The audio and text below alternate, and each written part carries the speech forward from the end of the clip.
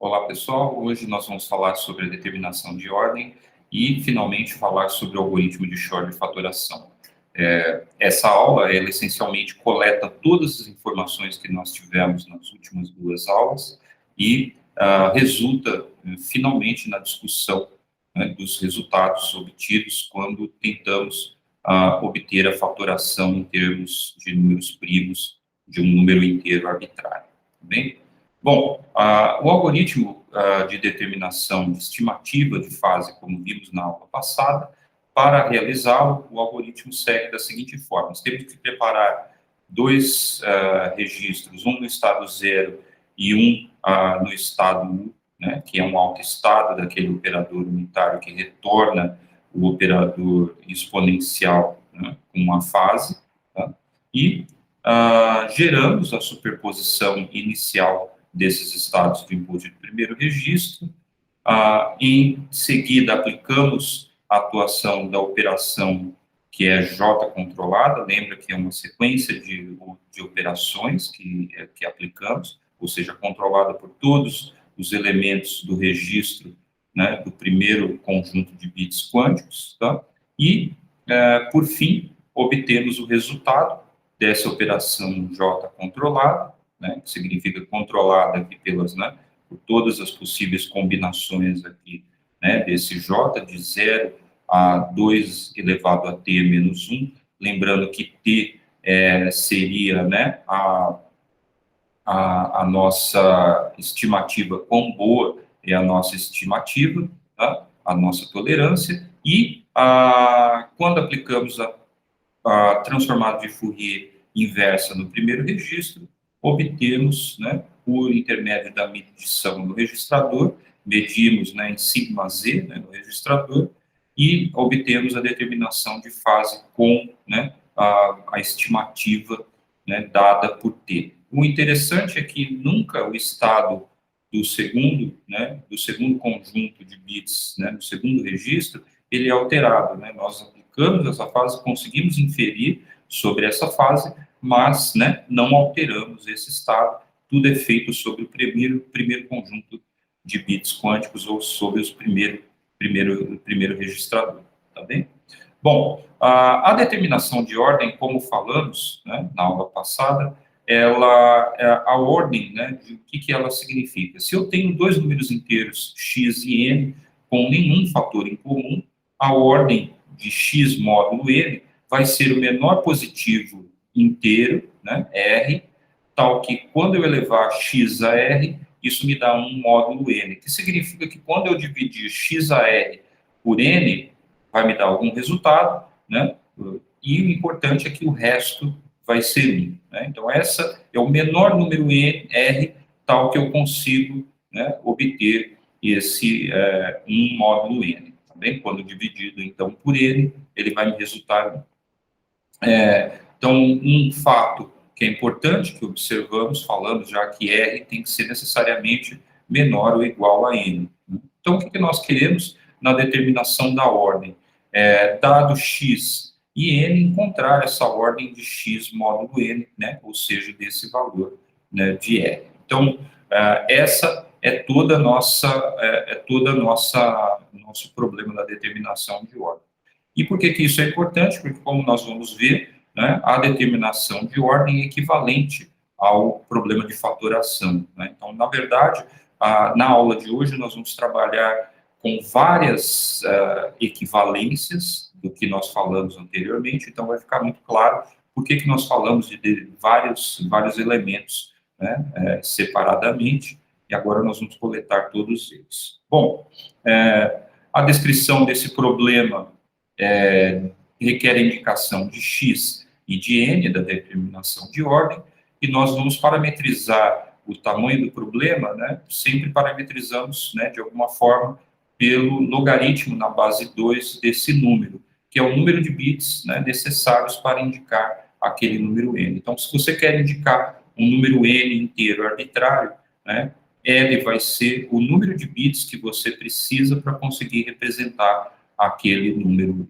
em base decimal, você conseguir representá-lo em base binária. tá bem? Então, essa é uma boa medida, é isso que nós vamos utilizar. O importante é que, na determinação de ordem, não existe nenhum algoritmo clássico que seja conhecido que encontre essa ordem e seja polinomial em L, ou seja, polinomial no número de bits requeridos para representar N. Bom, a equivalência agora da fatoração e determinação de ordem. Então, nós vamos mostrar alguns elementos da prova, e isso vai ficar evidente ao longo do que nós fomos falando, quando vocês obtêm essa equivalência. Então, o que nós vimos inicialmente, isso vai ser importante na aula de hoje, que qualquer número inteiro, né, N, ele pode ser decomposto ou fatorado, né, em termos de produtos de potências, né, de números primos. Essas potências são potências, esses números E são números naturais, ou seja, números inteiros positivos, e P são números primos. Então, qualquer número primo, quão grande ele seja, ele vai ter, né, qualquer número inteiro, quero dizer, né, ele seja negativo ou positivo, ele vai ser representado aí por produtos de potências, né, positivas aí, né, de números primos, né? Isso que é interessante. Onde esses P's, cada um deles individualmente, são números primos, né, distintos, né, que nós temos. Nós vimos, né, que falamos, né, na verdade, que não existe nenhum algoritmo eficiente também, né, ou seja, polinomial em recursos para fatoração. E depois de definirmos, né, a ordem, como nós acabamos de ver, né, nós dissemos, né, que não existe nenhum algoritmo clássico que seja conhecido para encontrar a ordem do número inteiro, que seja também polinomial nesse número de bits, ou em termos dos recursos aí para determinação de ordem. Então, essa impossibilidade de encontrar esses algoritmos que sejam eficientes para essas duas situações não é acidental. Na verdade, os dois problemas são equivalentes, e é essa equivalência que vai se tornar possível a gente encontrar um algoritmo, né, que é eficiente para um número arbitrário aí de entradas, como nós vamos ver ao final da aula. Tá? O que vamos ver aqui, de fato, né, é que há pelo menos um algoritmo, não significa que não exista outro. O algoritmo, né, é sempre assim. Se você conseguir encontrar um algoritmo mais eficiente do que esse, é importante, né? Então, há buscas em pesquisas algorítmicas que tentam fazer isso, inclusive com situações clássicas, né? Não é porque não existe, né? Você não prova que não existe, você não consegue, né, resolver. Então, é por exclusão, né, que você acaba dizendo que não existe algum algoritmo conhecido, né? Tá bem? Bom, vamos supor que n seja um número inteiro natural e que x, né, isso vai ser importante, seja coprimo com esse número n. Obviamente, x vai estar entre 1 e n, né, e, como vimos, essa ordem de x módulo n é definida como um número natural, o menor número natural, r, tal que x a r dá um módulo n. Então, o problema de determinação de ordem se resume em encontrar R e X, né, dados X e N, como falamos anteriormente. Então, elementos dessa prova são constituídos pelos seguintes passos.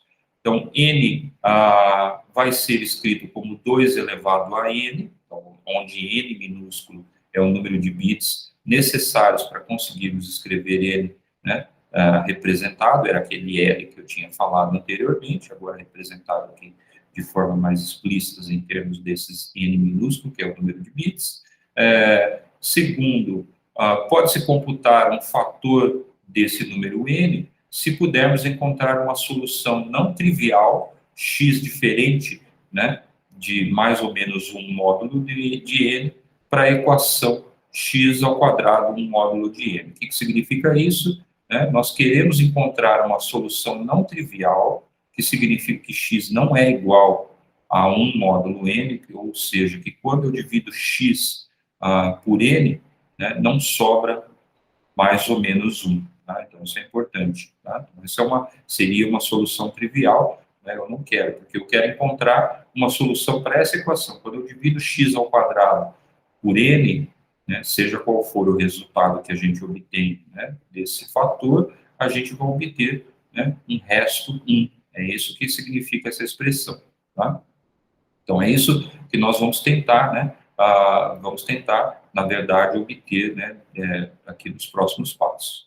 Um número inteiro, né, isso é um fato, tá? Isso é importante, y, que seja escolhido, né, aleatoriamente, então vamos escolher um número arbitrário inteiro, né, e que ele seja coprimo com n, ele vai ter grande probabilidade de ter ordem R par, tá? Isso é um fato, né? Tal que quando eu divido, né, R ao quadrado e elevo y a esse número R, R dividir, quero dizer, R dividido por 2, elevo y a isso, né, de tal forma que ele não seja igual a mais ou menos um módulo de n, né, porque se ele fosse, né, por que eu dividi por 2? Porque ele tem ordem R par. Quando eu divido por 2, né, ele pode ser levado aí um número ímpar, e isso que é importante, né, para esse fato.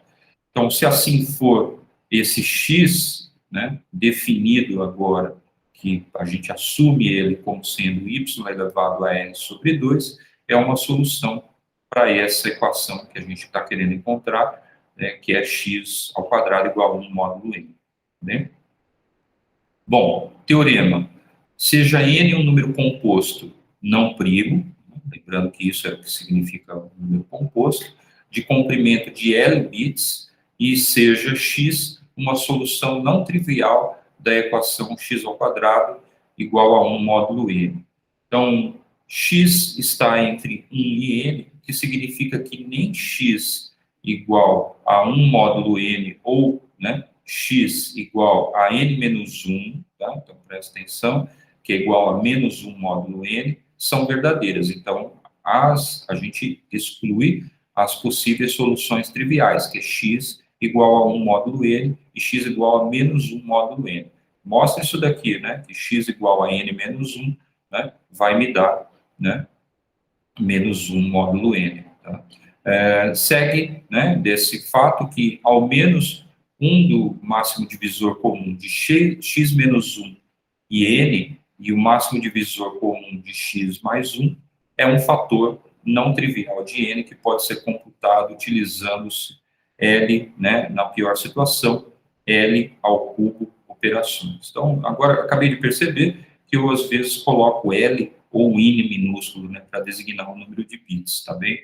Então, preste atenção, né, nesse erro, né, que é de troca um pouco de notação, tá bem? Então, L é igual a N minúsculo, que é o número de bits necessários para representar aí, né, esse número N maiúsculo. Bom, prova dessa expressão é dada da seguinte forma. Então, de fato, a equação que nós queremos encontrar a solução é x ao quadrado, um módulo de n. Então, isso significa que n divide, né, x ao quadrado menos 1, já que o resto é 1. Se eu subtrair 1 dele, né, isso vai ser óbvio, mas x ao quadrado menos 1 não é nada mais do que o produto de x menos 1 vezes x mais 1. Então, portanto, se n divide, né, x ao quadrado menos 1, né, a gente tem que, obviamente, n divide x menos 1 vezes x mais 1. Tá? Se ele divide, né, o produto desses dois, significa, né, que, obviamente, n deve ter um fator em comum com x menos 1 ou x mais 1. Tá? Então, por definição que nós mostramos, x não pode ser igual a n menos 1, né, porque nós mostramos, né, que ele não pode ser igual a menos 1 módulo n, que falamos, né, no slide anterior. Então, portanto, ele deve estar, né, e também não pode ser 1, né, ele tem que estar entre esses dois possíveis elementos, tal que, né, obtemos finalmente, né, que obviamente x menos 1, né, é menor do que x mais 1, mas x mais 1 dessa expressão que temos aqui, ó, passa esse menos 1 para esse, né, primeiro membro que está aqui de x, a gente fica com x mais 1, ele deve ser menor do que n. Né? Então, vemos, né, que esse fator comum não pode ser, né, o próprio N. A gente já exclui uma possibilidade. Bom, e a partir disso, o que nós temos que encontrar? Falamos, né, no teorema aqui, a respeito do máximo divisor comum de x menos 1 e x mais 1 com n. Né? Então, temos que encontrar isso daí. Como que nós encontramos? Falamos lá atrás do algoritmo, né, de Euclides. Tá? O algoritmo de Euclides, ele é importante porque ele permite para a gente encontrar, na pior situação, um L ao cubo operações. Né? L ao cubo é uma potência, não é exponencial, né, em L, quer dizer, então isso não vai ser um problema. Então, encontramos o máximo divisor comum de x menos 1 em n e o máximo divisor comum de x mais 1 em n, né, e obtemos um fator não trivial de n e guardamos esse resultado por enquanto. Tá? Então, isso é importante. Uma outra definição, função φ de Euler.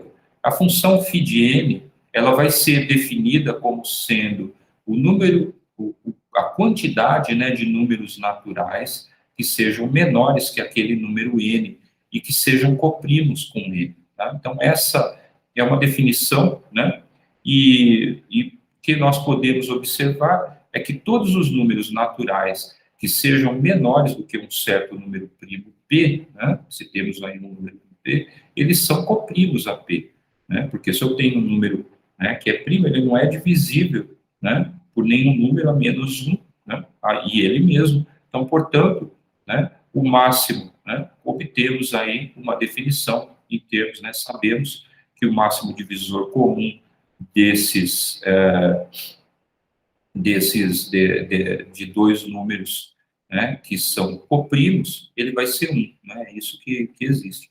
Então, obviamente, como nenhum desses números que são menores do que P, né, vai dividir o próprio P. Então, portanto, todos eles são coprimos. Né? Então, significa que, a partir disso, já obtemos diretamente, né, a representação da função de Euler, ou seja, a quantidade de números naturais menores do que aquele número primo P, né, que são coprimos com ele mesmo. É exatamente, né, aquele P menos 1, todos os que estão abaixo. Então, já tem uma determinação, né, dessa função de Euler para esse número primo. Mas, se eu tenho uma potência P alfa, né, uma potência alfa de P, né, tal que P seja um número inteiro, os únicos inteiros menores que P de alfa que não são coprimos a P alfa são os múltiplos, né, os próprios múltiplos de P. Veja que eu estou levando P a alfa, né? Agora, os múltiplos de P são a quais, né? Múltiplos inteiros são P, 2P, 3P e etc., que, coletando todos eles, a gente fica com P elevado a alfa menos 1 vezes P, né? Então, portanto, quando agora fazemos, né, agora, digamos que eu estou encontrando a função φ, né, de um número que não é o P, né, a função φ de Euler não P, mas de P alfa, né, ou seja, eu pego aquele número P alfa menos 1, tá bem? E o que a gente está querendo determinar, o número, né, de coprimos menores àquele próprio número P. Então, eu fico, obviamente, com aquela mesma expressão, P menos 1, só que agora é P alfa menos 1, só que eu tenho que subtrair o número, né, de produtos, né, de múltiplos de P, que é isso daqui. Então, portanto, isso resulta em P elevado a alfa menos 1, que multiplica P menos 1. Então, essa é a função φ de Euler aí de um número primo, uma potência alfa de um número primo P. Primeiro lema, seja P um número primo ímpar. Tá?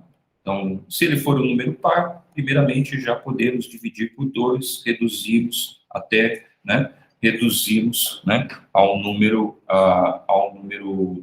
ímpar. A gente sabe que o único número primo par é o número 2, né, mas o que vai importar, portanto, para a gente é números acima de 2. Então, seja P um número primo ímpar e seja 2 elevado a b, a maior potência de 2 que divida φ, né, aquela função de Euler de P elevado a alfa.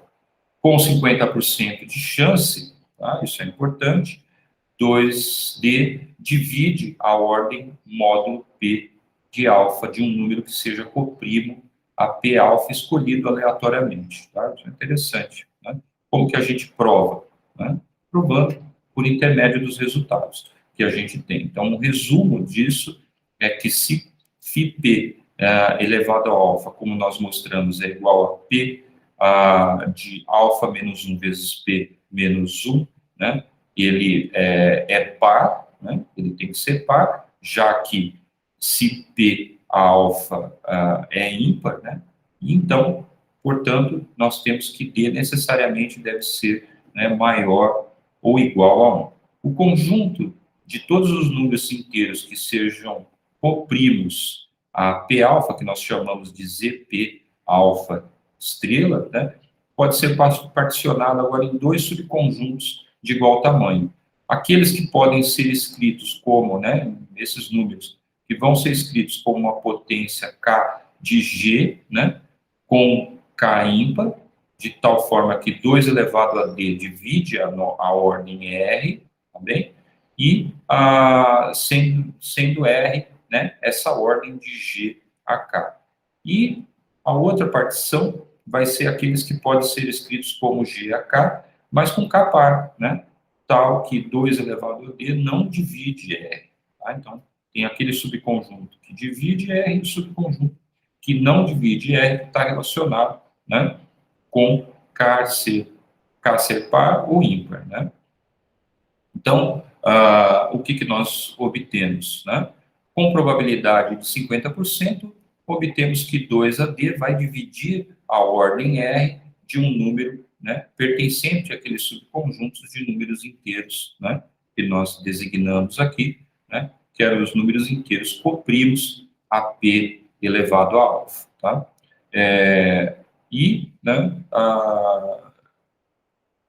Né, também com 50%, tá?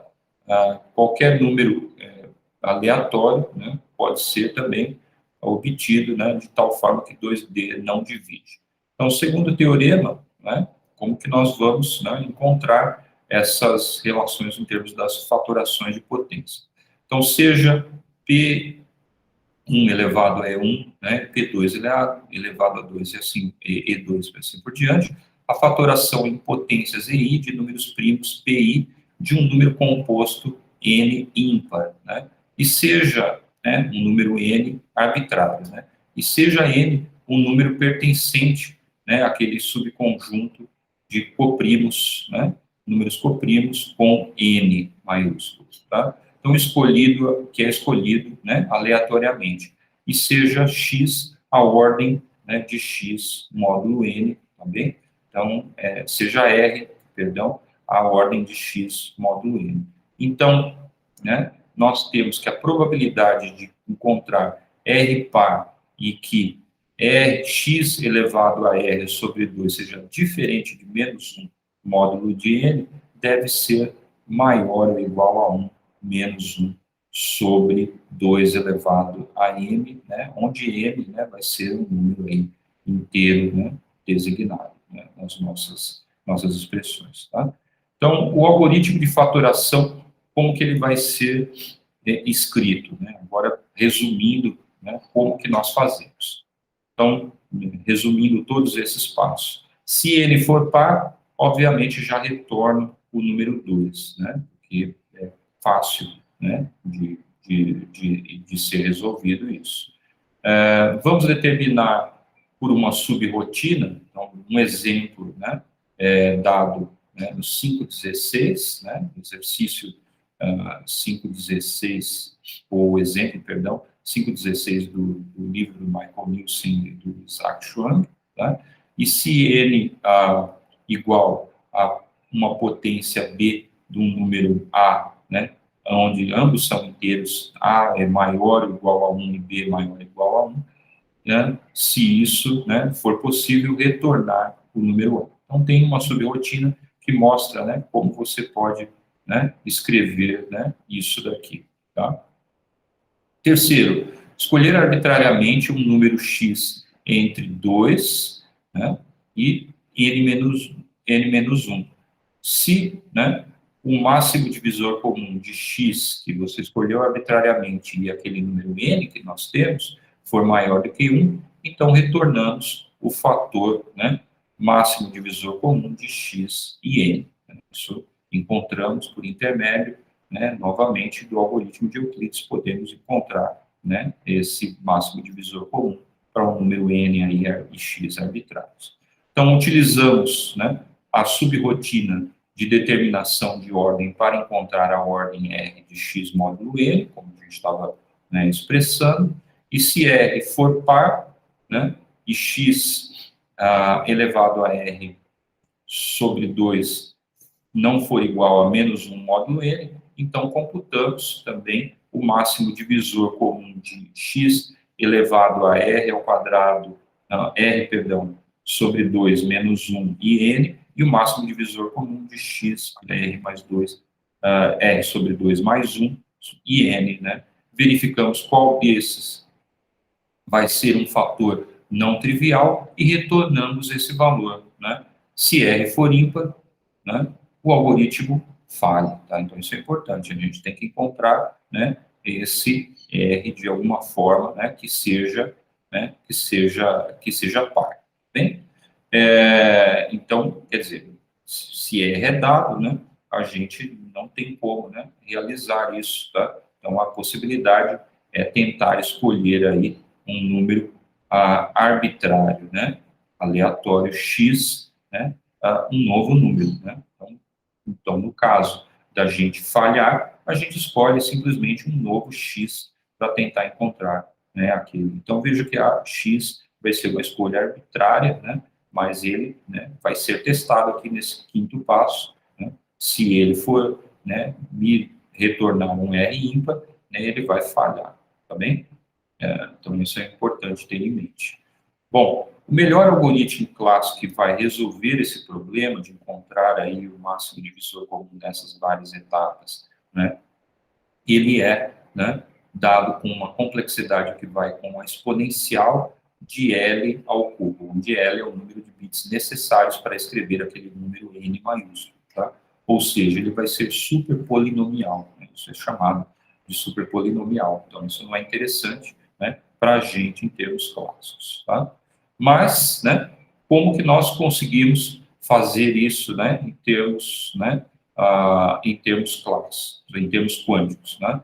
Então, a primeira coisa que nós temos que determinar, né, de fato, é o seguinte. Então, vamos supor que eu tenho uma função, né, fx de n, de tal forma que o x elevado a n, né, é igual a x elevado a n módulo n, ou seja, quando eu divido f de x e n, né, por n, vou ter algum resultado, né, mas o importante é que o resto vai ser x elevado a esse número n, tá? Então, um ponto bastante importante, né, é que a ordem R de x módulo n significa, né, para a gente que x elevado a r é igual a 1 módulo n. Aí que apareceu, né, a ideia, né, da gente ter a ordem, né? Então, quando eu escrevo agora f de x, mas não de n, mas de n mais r, mas essa ordem, isso significa, né, que eu vou ter x elevado, né, a mesma função f, né, então significa que eu reproduzo isso. Isso é igual a x, n mais r módulo n, mas x elevado a n mais r é igual a x elevado a n vezes x elevado a r módulo n. Né? Então, isso é o procedimento em aritmética modular é exatamente igual àquele que a gente procede em aritmética comum. Né? E, portanto, né, isso vai ser igual ao quê? Né? A decomposição de x elevado a n módulo n, né, vezes x elevado a r módulo n. Mas x elevado a r módulo n me dá 1, né, como o resto, é 1 módulo n. Né? Então, portanto, né, essa função f de n mais r vai ser igual a x a n módulo n. Mas x a n módulo n não é nada mais do que a nossa função original, tá bem? Então, o que nós encontramos? Aquela discussão que falamos lá atrás a respeito, né, de uma função ser periódica, né? Então, f de x de n, ela é periódica e o período, né, que nós encontramos é o período R. Bom, isso é interessante, porque nós já encontramos um algoritmo que retorna, né, aquela função, aquele período. Ele determina se a função é periódica e determina, né, aquela periodicidade R. Isso é importante. Então, significa que nós podemos encontrar, né, determinamos em termos de algoritmo, temos equivalência desse algoritmo em termos de circuitos quânticos e podemos construir um circuito que determina a ordem embasado em um circuito de determinação de período, né, e vice-versa. Isso que é importante, tá? Então, determinação de ordem, né, e determinação de período aqui vai ser implementado pelo mesmo circuito. Tá? Isso é interessante. Então, o algoritmo de determinação de ordem, como que ele vai ser construído? Então, eu já estou apresentando os resultados para vocês. Ele é exatamente o algoritmo que vai ser anterior, que a gente já utilizou, que é o algoritmo de estimativa de fase, aplicado agora a um operador explícito, né? Que é esse operador U, que leva o número Y, no meu registro, com N bits ali, para XY módulo N, tá? Então, produto de X e Y módulo N, onde X e Y, né, são dados aí, né, entre as possibilidades, né, são palavras binárias, né, de L bits, tá bem? Então, tem o 0 e 1 de possibilidades, né, de L bits. Os autoestados de U, né, desse operador, são dados por esses estados chamados US, né, eles são definidos aí em termos, né, dessa definição exponencial de menos 2π-sk sobre R, né? Então, lembra que a gente determina, né, o importante de U é que quando aplica sobre um autoestado de U, ele retorna uma fase, né, explícita, né? Então, o importante é que esses autoestados são escritos em termos de xak módulo n, dessa forma aqui, em termos dessa expansão, em termos dessas potências K, né, que aparecem na minha exponencial, que vai de 0 a R-1, portanto, temos R elementos. Então, para inteiros, né, isso é importante, esse S que apareceu aqui, são inteiros S entre R-1 e 0. Então, o que podemos observar, quando atuamos esse operador sobre aqueles autoestados US, retornamos o mesmo estado, né, mas, né, agora deslocado na potência em x de x, k mais 1, né, e continuamos aqui com a mesma, né, com a mesma expressão. Isso pode ser reescrito, obviamente, como, né, sendo aquele estado original, já que é, né, um alto estado, com um alto valor exponencial de 2π i vezes s dividido por r, né, e o nosso alto estado, o s. Tá? Então, é isso que nós retornamos. Então, o alto valor desse operador, né, pode ser determinado por um circuito de determinação de fase.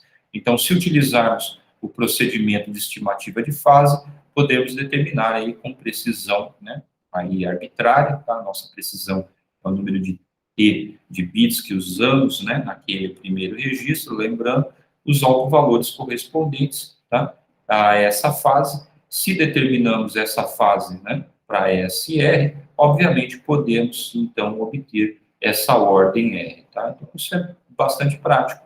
Então, resumindo toda essa discussão, se você não entendeu nada até aqui, para determinar a ordem, dada a definição da ordem, basta a gente utilizar, né, para aquele operador específico, um algoritmo, né, que determina a fase de estimativa de fase, né, e a gente consegue obter isso aí com precisão arbitrária, dependendo do número de bits que a gente usa no primeiro registrador. Tá? Nesse passo que nós fizemos, existem dois requerimentos importantes, tá, para a determinação da ordem. O primeiro é que temos que ter um procedimento eficiente de implementar as operações U2 a J controlados para qualquer inteiro J, né? E o segundo, tá, que vai ser importante, é que devemos, né, ter um procedimento eficiente de preparar o autoestado né, o S com um alto valor não trivial, tá?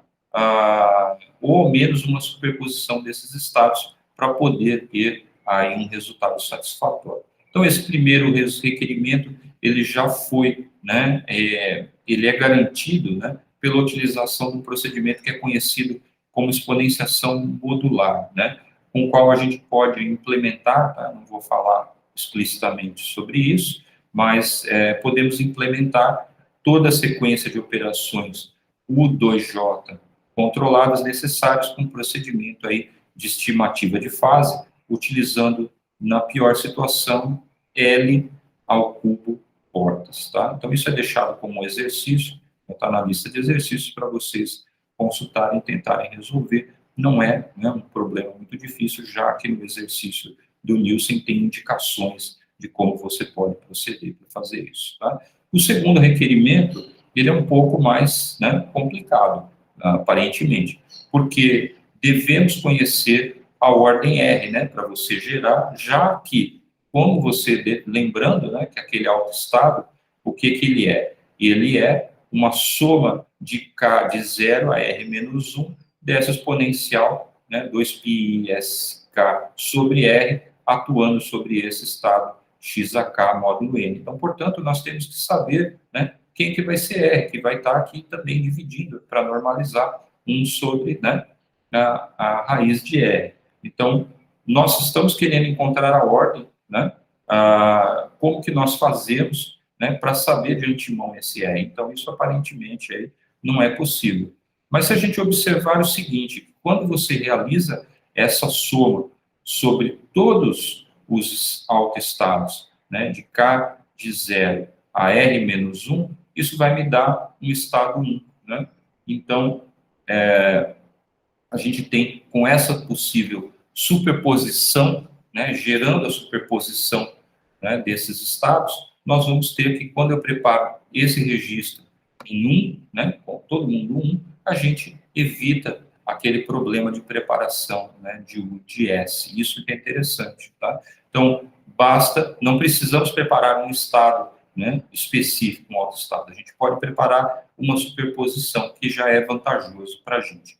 Então, na realização do procedimento de fase, se nós utilizarmos agora T igual a 2 vezes L, né? Então, agora a nossa precisão, né, que nós vamos consultar, de T igual a 2AL mais logaritmo de 2 mais 1 sobre 2ε, onde ε, né, é um número inteiro, né, pequeno, né, nós temos que esse número, tá, vai ser estimado de todos os passos aí anteriores, 2L mais, né, esse número inteiro, esse símbolo, né, com essa barra assim, significa, né, que eu pego esse logaritmo de 2 mais 1 sobre 2ε, né, esse número não vai ser inteiro, né, número de bits tem que ser inteiro, então, portanto, eu pego, né, o número inteiro, menor número inteiro, maior do que esse número que está dentro aqui dessas chaves, né, que é logaritmo de 2, né, mais 1 sobre 2ε, tá? Então, se eu utilizar 2L mais esse maior número inteiro, maior do que essa quantidade, qubits no primeiro registrador, e prepararmos o segundo registrador, né, no estado 1, ou seja, todo mundo em 1, que é fácil de ser obtido, né, para cada S, né, que esteja entre 0 e aquela possível ordem R-1, obtemos uma estimativa de fase, θ, que vai aí, né, a nossa fase que nós estamos tentando determinar é S sobre R, né? Como cada valor S que nós escolhemos, né, não tem problema, tá? Então, nós conseguimos, né, determinar a nossa fase aí, né, com precisão de 2, né, L bits, tá? Com probabilidade 1 menos, né, epsilon, onde, novamente, né, epsilon é um número menor, né, do que 1. Na realidade, esperamos que seja bem menor do que 1, que isso vai dar a nossa tolerância. Então, portanto, obtemos com probabilidade, né, com quase, né, deterministicamente, com probabilidade de 100%, né, ou seja, né, possibilidade de 100%, quer dizer, probabilidade 1, tá bem? A redução, né, desse problema de determinação de ordem para esse problema de estimativa de fase, ela vai ser completada agora com a descrição de como obter a resposta requerida, R, do resultado desse algoritmo de estimativa de fase, tá? Então, agora nós obtemos que θ é igual, né, aí aproximadamente aquela razão de S sobre R. Então, nós sabemos θ com uma precisão de 2L bits, tá? Então, na melhor situação, mas também sabemos a priori que S sobre R ele vai ser, né, um número racional, ou seja, né, a razão de dois números inteiros, tá? Limitados, tá bem? Então, se pudermos computar essa fração, né, isso que vai ser importante, né, que seja mais próximo de θ, nós conseguimos determinar esse R, tá? Então, dado o número S, né, quem que vai ser o R que vai, né, permitir para a gente encontrar θ, tá? Então, nós estamos tentando escolher, né, esse S e tentando encontrar R, na verdade, tá? Então, de fato, existe esse algoritmo, né, é um algoritmo chamado, né, de frações continuadas, né, e a possibilidade de computar a ordem R, ele vai ser dado, né, por esse teorema. Então, supomos que SR seja um número racional, tal que S sobre R menos θ seja menor ou igual, né, do que 1 sobre 2 vezes R ao quadrado. Então, dizemos que S sobre R é um convergente da fração continuada de θ, e assim podemos computar, né, esse S sobre R com, na pior situação, L3, né, L a 3 operações, tá? Então, como θ é uma aproximação para S sobre R, precisa em 2L bits, segue que S sobre R menos θ vai ser menor ou igual a 2, né, menos 2L menos 1, que vai ser, né, menor ou igual que 1 sobre 2 vezes R ao quadrado, e, portanto, o teorema se aplica. Tá? E a fração continuada, né, o circuito, né, que implementa essa fração, né, continuada, ele que implementa, né, essa determinação de ordem, é esse aqui. Eu tenho as minhas radamares atuando, posteriormente eu vou ter, né, um operador T, né, Dagger, tá, a ser descrito, tá, que atua sobre meus T qubits do primeiro registrador, que são medidos. E, posteriormente, né, eu tenho os meus L qubits, ou N minúsculo, né, que a gente tinha determinado, no registrador 2, tá, e eu atuo aquela operação controlada, U controlada, que é XJ, né, módulo N, e faço também aí uma medição posterior para determinação, né, de fase, tá? Então, a gente também utiliza essa implementação, tá? Quando conseguimos, né, quando vamos, né, determinar a ordem, né, como que nós procedemos, tá? Então, eu tenho o primeiro passo, né, na preparação dos registros, né, dos registradores em 0, então, 0000 no primeiro, 000 no segundo. Segundo passo, gero a minha superposição no primeiro registrador, né, superposição de J's, tá, aplicando as radamares. Posteriormente, atua a operação J, né, U de X, J, que é aquela operação controlada, aplico a minha transformada de Fourier inversa, meço o segundo registrador, né, para obter a fase, e, por fim, aplico esse algoritmo aí de fração continuada, tá? Então, como que funciona, né, isso na prática? Então, a gente vai mostrar, né, para resumir isso, vou até mostrar um pouco a respeito da expansão de frações continuadas, nesse caso explícito. Então, vamos aplicar, né, por fim, o algoritmo de Shor. O algoritmo de Shor, vejam que ele é um apanhado. Na verdade, né, o que o Shor viu é que a determinação de ordem, né, o algoritmo de determinação de ordem poderia ser utilizado, né, dava equivalência para esse problema. Tá? Então, o Shor tem uma série de resultados, não só esse, em que ele observa equivalência entre outras possibilidades, né, e de forma bastante inteligente, né, ele vê equivalência. Por exemplo, né, existe um resultado bastante importante que fala a respeito de equivalências de várias, né, relações de aditividade entrópicas, né, e de medidas de emaranhamento, que é atribuído também, que é do Shor também, que é um artigo bastante importante. Então, ele tem várias contribuições em que ele vê essa equivalência, né, e tira proveito, tá, disso. Então, nesse caso, do da fatoração, né, o que ele tirou proveito foi ver a equivalência, né, despertamente, né, de uma maneira muito, na verdade, bastante inteligente, né, de determinar, né, fazer essa equivalência do problema de fatoração e o problema de ordem.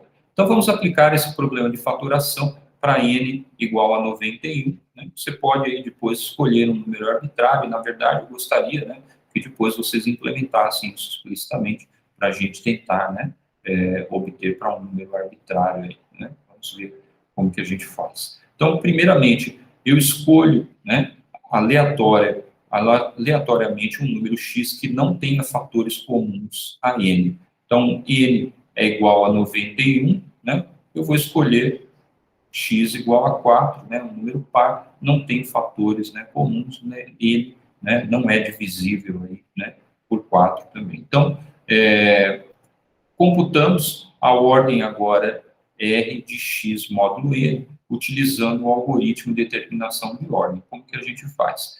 Inicia pelo estado 00, geramos aquela superposição inicial do primeiro registrador, né? E quando a gente faz, né, isso, né, como que a gente consegue construir? Né? A gente aplica 9 operações de Hadamard no registrador 1, né, que é o necessário para a gente escrever esse número, tá bem? Então, 9 operações, tá? Então, geramos a superposição da sequência de 0, né, isso escrito em base binária, obviamente, né? Então, desde 0, né, até, né, aquele número 2 a n menos 1, né, do registrador. Então, terceiro passo, computamos a função f de k, né, x, que é igual a x a k módulo n, e escrevemos o resultado no registrador 2. Essa é a atuação do nosso operador, né, que transforma, né, esse estado, né, num possível autoestado. E olha só o que vai ser gerado, né, no meu, nesse segundo registrador. Então, estamos escrevendo 0, 1, 4, 2, 16, 3, 64 e assim por diante, tá? E o que a gente observa é que esse número se repete, né, com um ciclo, né, como uma aritmética de anéis, né, como nós falamos, no ciclo aí com 6, né, elementos, tá? Então, temos 6 elementos distinguidos. Então, para 6, eu retorno, né, aquele número 1 novamente.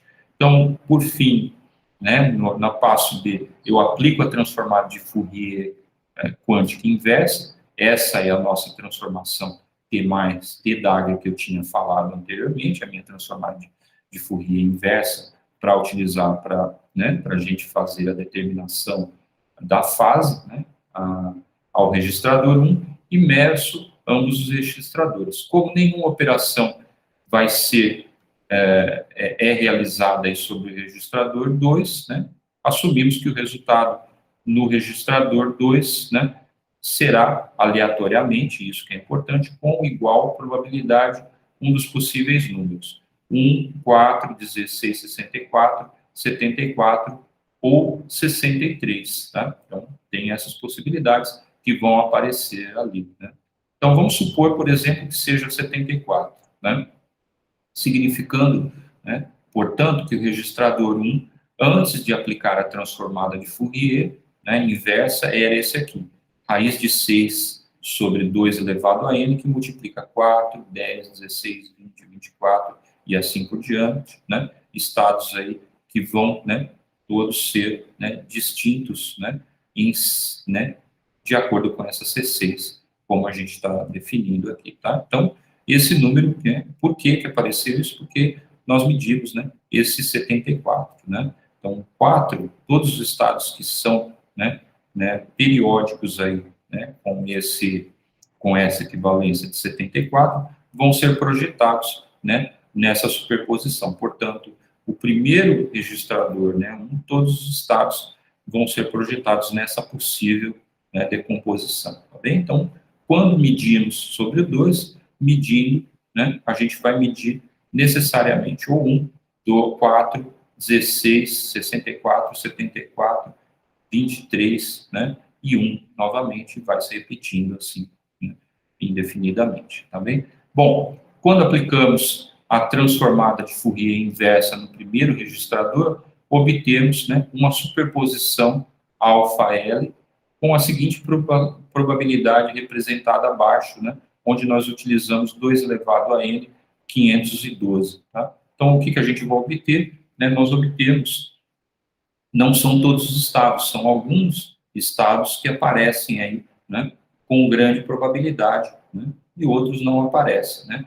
Então, na medição final, né, isso que é importante, quando formos medir, né, esse registrador, né, no final, ele vai, né, fornecer com grande probabilidade alguns poucos resultados, os quais nós podemos consultar, né, diretamente por aferição daqueles que têm probabilidade maior do que uma certa tolerância. Por exemplo, aqui, probabilidade maior, por exemplo, do que 0,2, a gente já descarta todos os casos que não aparecem. Né? Então, vamos supor que o resultado obtido, né, quando a gente, numa determinada medição, seja aí esse daqui, né, estou escolhendo esse que é o 427, né, assinalado por essa seta amarela, tá? Então, agora vamos aplicar, né, a expansão por fração continuada desses números. Então, o que nós tínhamos? Temos o número 512, né, por que 512? 512 é 2 elevado a n 512, então, esse é o nosso N maiúsculo. O número de bits necessário para representar 512, né, vai ser o quê? O logaritmo na base 2 de 512, tá bem? Então, é isso que representa esse número. Então, obtemos dois números. Temos o número nosso N maiúsculo, 512, e temos aí o resultado obtido na medição, que é 427. O que nós temos que fazer com a fração continuada? Expandir, né, pela fração continuada, né, essa fração de 427 dividido por 512. Isso me dá, né, de acordo com o procedimento de expressar a fração continuada, 1 sobre 1 mais 1 sobre 5 mais 1 sobre 42 mais 1 sobre 2. Tá? É isso que você pode calcular. Você vai observar que isso te dá esse número exato. Né? Então, como sabemos, além disso, que né, aquela ordem R tem que ser menor do que N, né, podemos truncar essa expansão quando o determinador se tornar, né, o denominador se tornar muito grande, tá? Isso que é importante. Ou seja, 427 dividido por 512 vai dar aproximadamente aí né, já paramos logo aqui, ó, porque isso, o denominador vai ser muito grande, né, e isso vai ser 1 sobre 1 mais 1/5, que me dá aí aproximadamente 5/6, tá? Então, por fim, obtemos a ordem R, né, 6 de 4 módulo 91, tá? Então, veja que obtivemos, né? Agora, você pode fazer testes, né? O primeiro teste é imediato, né? Então, é difícil de calcular, mas o teste a gente sabe, né, que é imediato. Se a gente levar 4 a 6, vai me dar 4.096, e quando dividimos 4.096 por 91, que era aquele número que a gente tinha, nós sabemos, né, que é o N, né, maiúsculo, sabemos que isso vai me dar 45, mais um resto 1. Então, realmente, né, esse 4 a 6, né, é a ordem, né, de 4 módulo 91. Tá bem? Então, encontramos, né, aí né, a ordem. Então, encontramos a ordem, como que transformamos isso, né, no outro resultado. Né? R é par, né, isso que é importante, tá? Obtivemos realmente um caso em que o nosso procedimento funciona. Se R não fosse par, nós teríamos que escolher um outro número, né, X arbitrário, teríamos que escolher o nosso número 4, aí, escolher um outro, né, número que não fosse um fator, né, de 91, né? Então, mas nesse caso ele é par, né? E além disso, olha só, né? X elevado a R ao quadrado, que era uma das necessidades que nós tínhamos, módulo N, ele é igual 4 a 3 módulo 91, ou seja, ele é igual a 64, né? Então, temos o que a gente tem que fazer, né? Agora, computar, né, o máximo divisor comum de 64 menos 1, né? Então, 63, e N, né, entre 64 e 91, e o máximo divisor comum agora de 64 menos 1 e 91, né, que vai me dar 63, tá? Que vai me dar 7, tá bem? Isso vai obter, né? A gente vai ter, então, portanto, eu obtenho 7 e obtenho, né? Se eu divido, né, esse fator 7, eu divido 91 por 7, eu vou obter 13, né? Mas preste atenção que tanto 7 quanto 13, né, são números primos, né? Então, 7 vezes 3 já dá o 91, não é uma potência, já conseguimos encontrar a nossa fatoração para esse número primo, né, para esse número N 91, tá? Em termos dos seus fatores primos, tá? 7 não pode ser dividido por ninguém, a não ser ele mesmo e o 1, e a mesma coisa para o 13, que pode só ser dividido por ele mesmo e 1, são primos. Então, encontramos, finalmente, né, a nossa decomposição. Interessante, né? O procedimento realmente funciona, né? É fácil da gente fazer isso, na verdade, né, de forma explícita por essas computações, onde que nós utilizamos, né, a etapa de computação quântica. Isso é muito importante, né? Então, retornando aqui, utilizamos na etapa de geração das superposições com as radamares, atuando no registrador 1, atuamos também, né, com a atuação da nossa operação UJ controlada, que calcula, né, esse estado, que vai ser um estado periódico, e, portanto, né, conseguimos utilizar aquele algoritmo de determinação de fase, né, para determinar essa periodicidade. Então, quando, né, aplicamos a transformada de Fourier inversa naquele registrador 1, né, temos, né, a gente, na verdade, traz, né,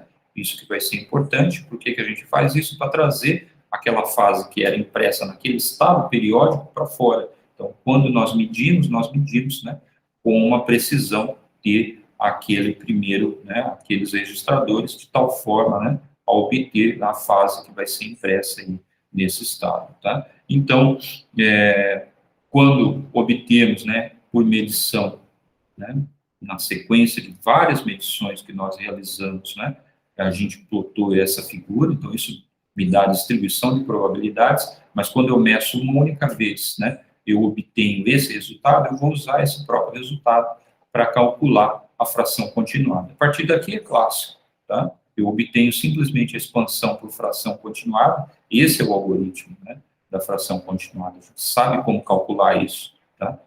Eficientemente.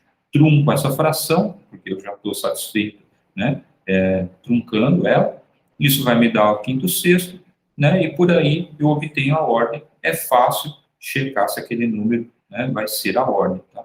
Além disso, ele é par, tá? Então, portanto, obtemos aquele número, né, de fato, né, garantido, né, que a gente vai ter esse número que é o x elevado a r sobre 2, né, isso vai ser importante, e subtraindo de menos 1, né, nós vamos obter esse número 7. Tá? Então, esse é o menor, né, fator, né, que a gente vai ter, e, portanto, né, finalizamos essa expressão. Tá?